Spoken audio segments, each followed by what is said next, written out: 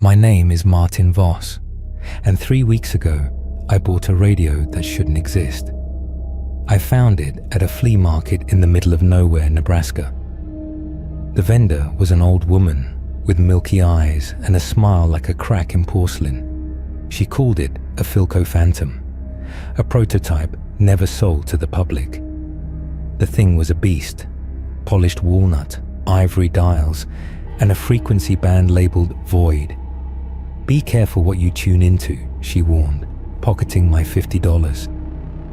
At first, it was a novelty. The radio picked up static, jazz, and FDR speeches like any other. But on the third night, the Void band crackled to life. A news bulletin boomed, crisp and urgent. October 14th, 1947. This is WXR emergency broadcast. Avoid the town of Greylock, Colorado. Repeat, do not approach. Federal containment teams are en route. The anomaly is not contained. If you hear screaming, do not investigate. The transmission dissolved into screams. Not human. Something wetter, angrier. Then dead air. I laughed it off.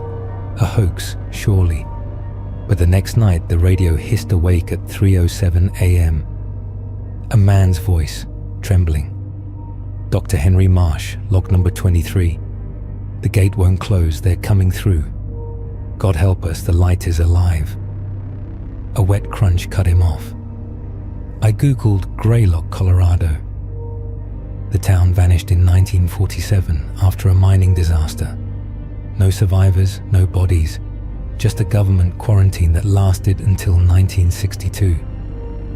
The radio's tubes glowed brighter each night. Then the whispers started. Faint at first, a child giggling, a woman sobbing, but always underneath the static. Last Tuesday, I woke to the radio blaring, Martin, in a chorus of voices. The dial had turned itself to void. That's when I found the photo taped inside the radio. Black and white. A man in a lab coat, Dr. Marsh, standing beside the Philco Phantom. Behind him, a shadow loomed, tall, jagged, with too many eyes. Scrawled on the back, "They follow the signal." I should have smashed it then. I didn't. The radio began warping reality. Static hissed from outlets. My TV flickered to 1940s test patterns. Once, I woke to find the radio's speaker mesh bulging inward, as if something pressed against it from inside. I tracked down the flea market. The old woman was gone. The stall now sold garden tools. "Never seen her," the new vendor said. Desperate, I emailed a conspiracy forum. User U Phantom Watcher replied, "Ditch the radio now."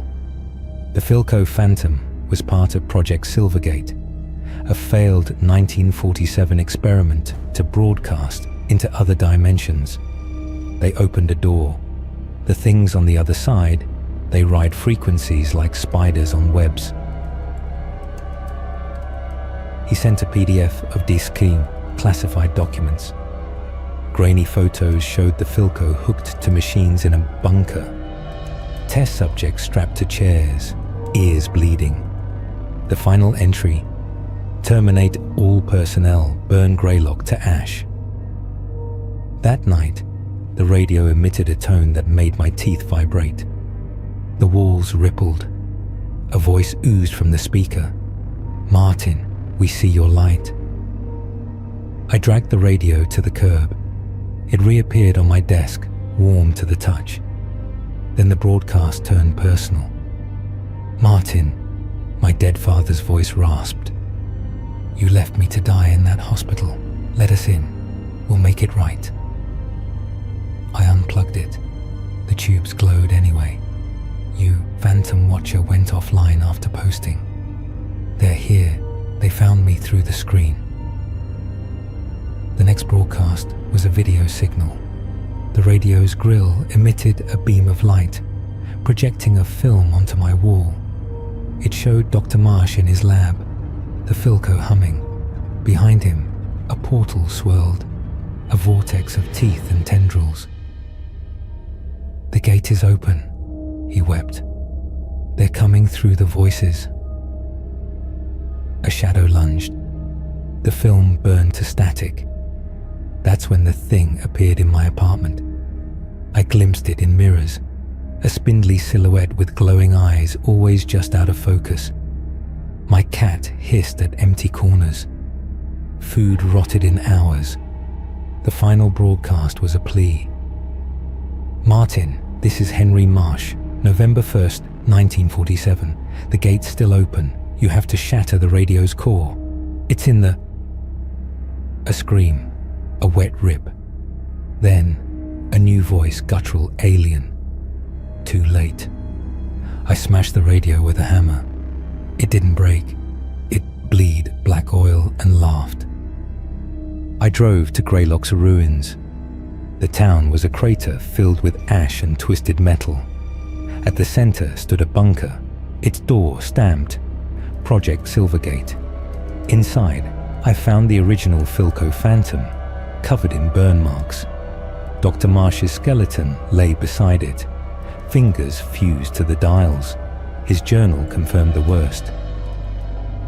The radio isn't a receiver, it's a beacon. Every time it's turned on, the gate widens. Destroying it just sends the signal elsewhere. The only way to end this is to... The page was torn. The radio in my trunk crackled to life. "Smart man," the alien voice hissed. "Now you die like him." Shadows pooled in the bunker. The thing from the mirror emerged, a towering mass of static and claws.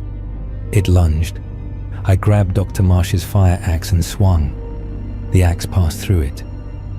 "Fool," it laughed. "We're not here. We're everywhere." The bunker shook. The original Philco glowed, its dials spinning wildly. I did the only thing left. I tuned both radios to void and cranked the volume. Feedback screamed. The shadow creature shrieked as the two signals collided. The ground split. The bunker collapsed. I woke in a hospital, the police saying I'd been found in a burnt field 50 miles from Greylock. No bunker, no crater, no radio. But the doctor frowned at my x-rays. "These are shadows in your lungs, almost like static." That night, my TV turned itself on. The Philco Phantom sat in a pawn shop, pristine. A hand reached for it. My hand. I looked down. My fingers were fading, pixelating. The voice from the radio whispered, "Thank you, Martin. The signal is stronger now." As I write this, my walls are melting into static. The thing from the bunker watches from the corner, its form solidifying. Turn off your devices. Don't listen to the static. They're almost here. And they're hungry.